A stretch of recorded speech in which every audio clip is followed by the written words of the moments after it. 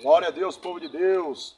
Mais uma tarde abençoada na presença do Senhor, indo adorar a Deus na sede estadual de Belém. Glória a Jesus. É hoje encontro de louvor. Vem conosco. Glória a Deus. Já encontrei aqui mais uma obreira abençoada aqui, ó. Obreira aprovada aqui, não pelo homem, mas sim por Deus. Olha aí, ó. Pensa, mano. Deixa uma palavra para nós aí. Deixa uma palavra. Está ocupado? Glória a Deus. Glória a Vamos lá, Deus. irmão. Amém. Deus ele é fiel, irmão.